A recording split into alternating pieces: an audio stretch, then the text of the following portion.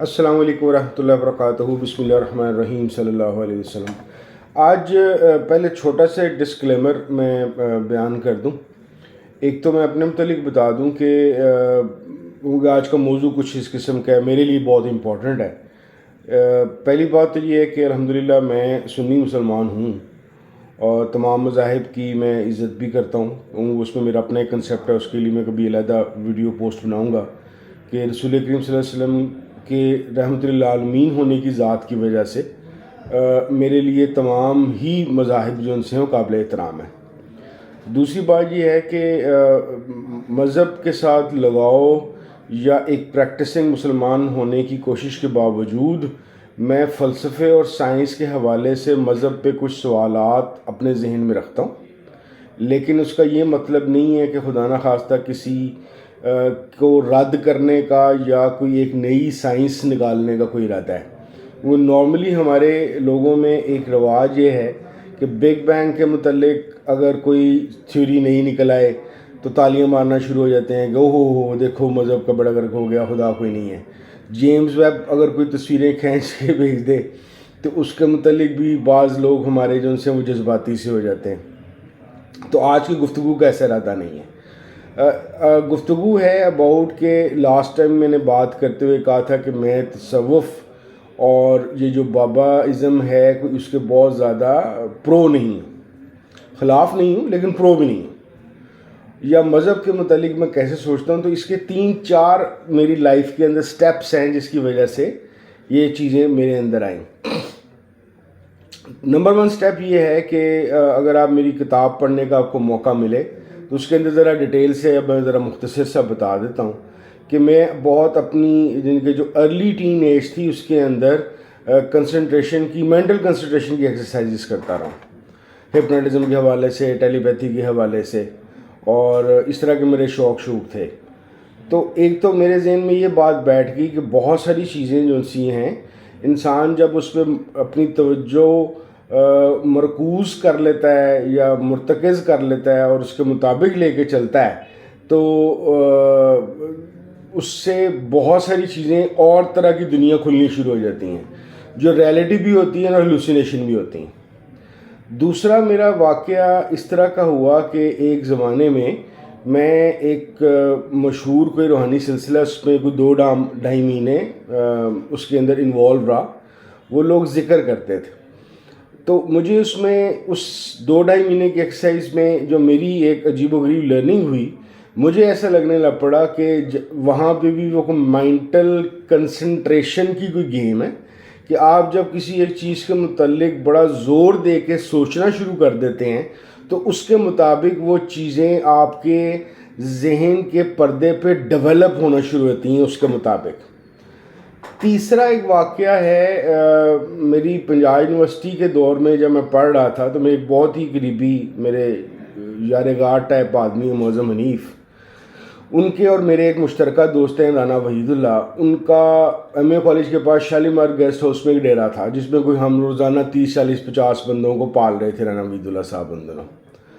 تو ایک دفعہ کیا پتہ چلا کہ یار مادھو لال کا شاہ حسین صاحب کا ایک میلہ ہے جہاں پہ ڈھول بجے گا، تو مجھے ڈھول سننے کا بڑا شوق تھا.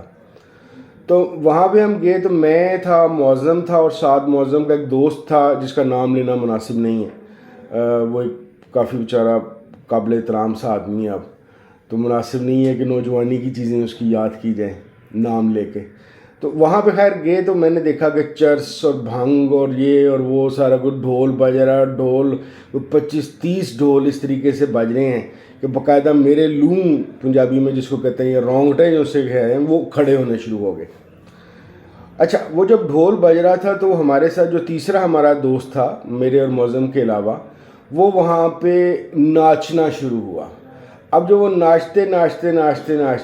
اس کو دیوانگی کی حالت میں وہ چلا گیا اور وہ بے ہوش سا ہو گیا، نیم بے ہوش سا ہو گیا.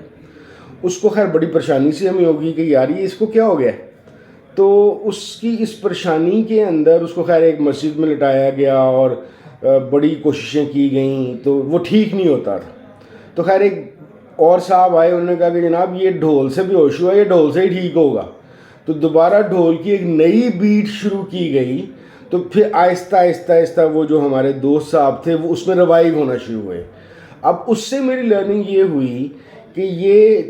چرس بھنگ شراب کا مکسچر اور یہ ڈھول کی آواز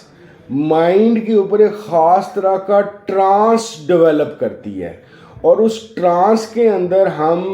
حال کی کیفیت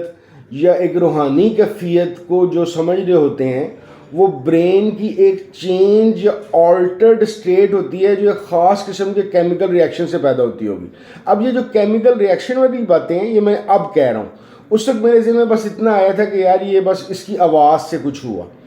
اور اس کی جو ردم ہے ردم کے ساتھ اس کے مائنڈ نے کوئی چیزیں چینج کرنی شروع کر دی. اصل چیز جو میں نے پڑھنی شروع کی وہ جیسے میں نے بتایا بھی تھا پہلے کہ 2012 کے بعد میری زیادہ اسٹڈی شروع ہوئی ہے چیزوں کے متعلق. تو 2012 کے 11-12 کے اندر میں نے کوگنیٹو سائیکالوجی اور ایولیوشنری سائیکالوجی وغیرہ پڑھنی شروع کی. پھر 2012 کے اندر ہی میں جب جینیٹکس کا تھیسس کر رہا تھا تو اس میں ڈاکٹر شفیق نے پن پوائنٹ کیا کہ یار تم نے ایک تھیری ایک قسم کی غلطی سے تم سے خود ہی ادا ہو گئی ہے میموری کے حوالے سے, اور وہ فلسفی آف مائنڈ کے کام کو وہاں سے میرا آغاز ہو گیا. یعنی کہ میرا جو ایک مین انٹرسٹ ڈیولپ ہو گیا فلسفے کے اندر وہ فلسفی آف مائنڈ تھا. اس کے لیے میں نے برین کی فزیولوجی اور یہ ساری چیزیں پڑھنی شروع کر دیں. جب میں نے یہ ساری چیزیں پڑھنی شروع کی تو آہستہ آہستہ آہستہ برین کے اسٹرکچر کے علاوہ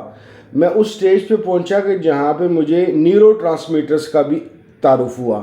ڈوپامائن تھا, سٹیروٹونین تھا, اس طریقے سے مختلف جو 7 نیورو ٹرانسمیٹر ہیں جو جسم کے اندر مختلف یا دماغ کے اندر مختلف کیمیکل ریئیکشنز ڈیولپ کرنے کے اور موڈز اور مختلف مزاج کو چینج کرنے میں اور سیٹ کرنے کے لیے کام آتے ہیں, اس سے میرا تعارف ہو گیا. اب جب یہ تعارف ہوا تو اس تعارف سے مجھے اب ووکیبلری ملنی شروع ہو گئی ان چیزوں کے متعلق جو میں نے ویسے سوچی تھی کہ یار یہ کوئی مائنڈ کی ایکسرسائز لگ رہی ہے مجھے. یہ لوگ جس کو روحانی یا روحانیت یا مذہبیت کہتے ہیں, تو میرا اب آہستہ آہستہ پھر اس کے متعلق میرا یہ تھیوری ڈیولپ ہونا شروع ہوئی کہ جو مذہب ہے وہ کیونکہ سزا اور جزا کی بات کرتا ہے, سزا کے لیے جہنم کا کنسیپٹ اس کے پاس ہے,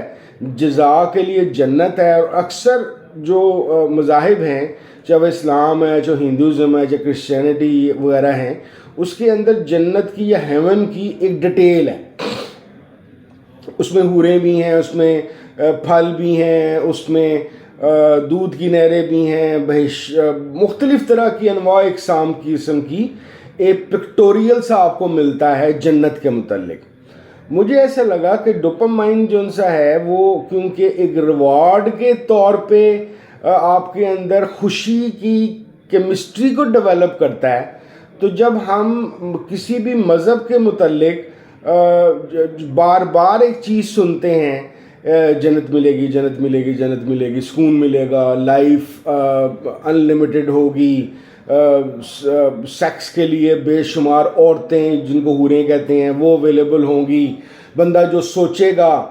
وہ اس کو ہونا شروع ہو جائے گا. تو ایک ریوارڈ کا جو کنسیپٹ منسلک کیا جاتا ہے مختلف مذاہب کی عبادات کی وجہ سے, اس کے اندر یہ جو کیمیکل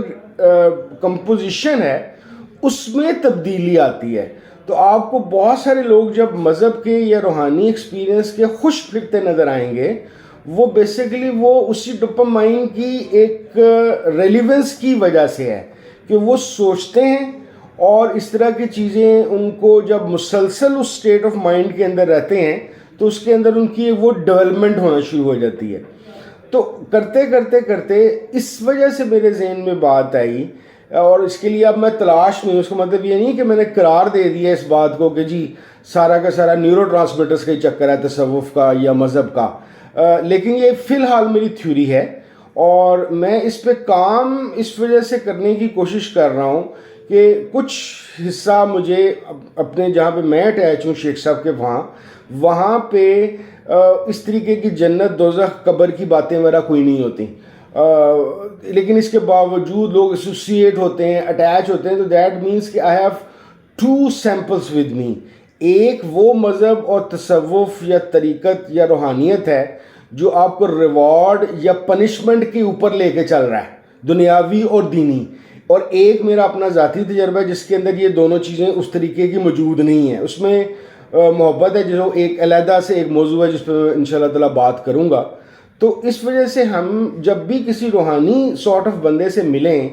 یا کسی مزار پہ بعض لوگوں کی ایسوسیشن ہوتی ہے، فکسیشن ہو جاتی ہے، وہ اس پہ بار بار جاتے ہیں and they feel happy, satisfied, ان کے کام ہونے شروع ہو جاتے ہیں۔ تو بہت دفعہ کام وہ شاید مجھے ایسا لگتا ہے اللہ کریم کا اس میں کوئی معاملہ شاید نہیں ہوتا، وہ کام اس لیے ہو رہے ہوتے ہیں کہ وہاں پہ جا جا کے ان کا مائنڈ کنسنٹریٹ کرنا شروع کر دیتا ہے، وہ فوکسڈ ہو جاتے ہیں۔ اس فوکس اور کنسنٹریشن کی وجہ سے ان کا جو سا ہے ability to work and ability to follow up the object جو سا ہے وہ ذرا بہتر ہو جاتا ہے۔ تو ان کو لگتا ہے کہ یار یہ میں ادھر گیا ہوں اور میرے اندر کوئی چیز گھس گئی ہے اور میں یوں کر رہا ہوں، تو وہ بیسیکلی مائنڈ کی ایک پازیٹیو فنومنا ہے، یہ پازیٹیو ایکسرسائز ہے جس کے تحت وہ یہ چیزیں لے کے چل رہے ہوتے ہیں۔ تو یہ ایک بڑا اچھا مضمون ہے، گوروں نے تو اس پہ بڑا کام کیا، اور گوروں میں دونوں طرح کے لوگ موجود ہیں۔ ایک وہ جو ایتھیسٹ ہیں، انہوں نے بھی مذہب کی اس نیورولوجی کے اوپر کام کیا ہے، اور ایک وہ ہیں جو بڑے ہارڈ کور کرسچنز یا یہودی ہیں، انہوں نے بھی اس پہ کام کیا۔ یہ ہمارا اس خطے کا مسئلہ ہے، اور خاص طور ہمارے ملک کا، کہ ذرا سی بات کو لائن سے ادھر کر دیں تو ان کا ثابت ہو جاتا ہے کہ اللہ تعالیٰ تو ہے ہی نہیں، حالانکہ اس میں ایسی کوئی بات نہیں ہے۔ اللہ کریم کی ذات جو انسی ہے اس کو اتنی چھوٹی چھوٹی چیزوں کے اندر گھسا کے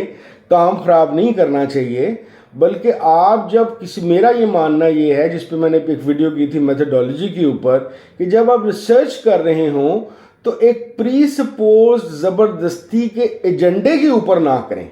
کیونکہ اس سے بھی آپ کے دماغ کا وہی حشر ہو سکتا ہے جو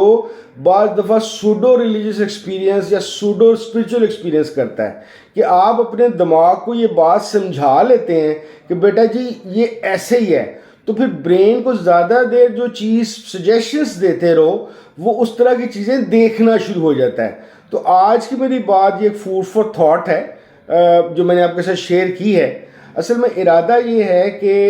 اپنی یہ 51 نمبی کتاب میں نے تھوڑا تھوڑا ہر چیز کے متعلق لکھ دیا ہے۔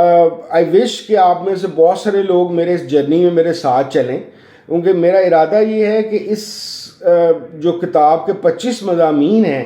اس میں سے کوئی میں نے 15 سے 20 سلیکٹ کیے ہوئے ہیں ریسرچ پیپر کے لیے، کہ جس میں میں ایک بھرپور ایک سائنٹیفک طریقے سے ایک ریسرچ پیپر لکھوں گا، اور کوئی 8 سے 10 مضامین میں نے ایز اے کمپلیٹ ہولی سولی بکس کی صورت میں کیا ہے۔ تو وہ لوگ جو 51 کتاب پڑھ لیں گے ان کے لیے میرا وعدہ ہے کہ اگلے 7-8 سال کے لیے انشاءاللہ تعالیٰ وہ میرے اس جرنی میں میرے ساتھ ہوں گے۔ مجھے امید ہے کہ آپ کو اس سفر کا میرے ساتھ مزہ آئے گا۔ السلام علیکم ورحمۃ اللہ وبرکاتہ۔